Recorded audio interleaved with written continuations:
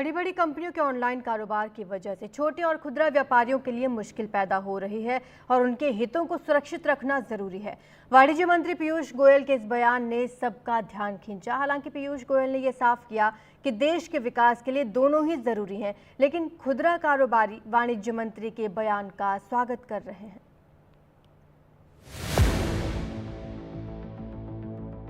What has happened to the corner store, the mom and pop stores there? How many of them do you see surviving?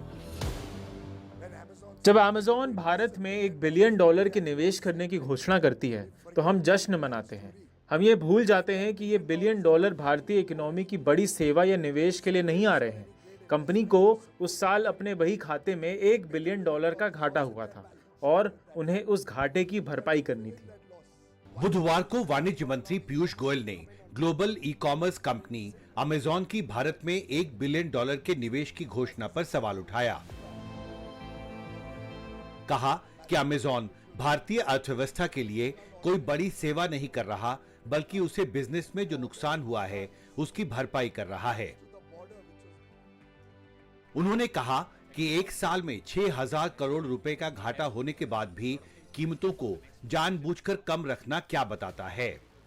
हालांकि शुक्रवार को मुंबई में NDTV को दिए interview में पीयूष गोयल ने इस पर स्पष्टीकरण देते हुए कहा, ई कॉमर्स सेक्टर में ग्रोथ जरूरी है, लेकिन साथ ही छोटे किराना दुकानदारों और व्यापारियों के हितों को सुरक्षित रखने के लिए इस सेक्टर में फेयर प्ले भी बेहद जरूरी है।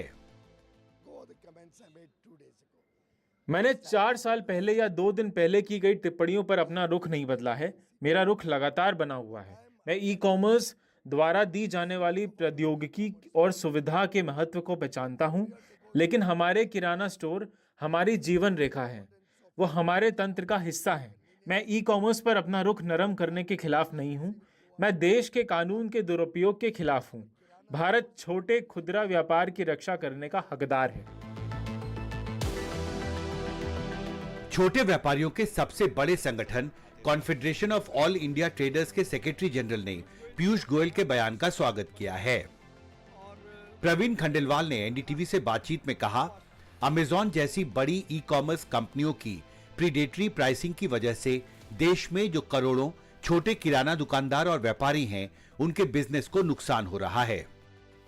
पीयूष गोयल जी का बयान सकारात्मक है और उन्होंने जो कहा है वो वास्तव में वस्तु स्थिति है वर्तमान में। इसमें कोई दो राय नहीं है कि ई कॉमर्स भविष्य का व्यापार है। बहुत तेज़ी से ई कॉमर्स बढ़ रहा है, उसकी जो वृद्धि की दर है वो लगभग 27% है हर वर्ष की। तो उस दृष्टि से ई कॉमर्स को नकारा नहीं जा सकता, लेकिन साथ साथ ये देखना होगा कि फेयर प्ले हो, हेल्दी कंपटीशन हो और इवन लेवल प्लेइंग फील्ड हो। बीते कुछ वर्षों के अनुभव बताते हैं कि ऑनलाइन कारोबार बहुत तेजी से बढ़ा है।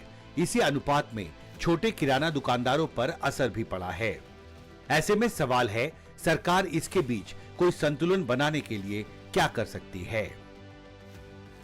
दिल्ली से कैमरा पर्सन रोहित विश्वकर्मा के साथ हिमांशु शेखर, एनडीटीवी इंडिया।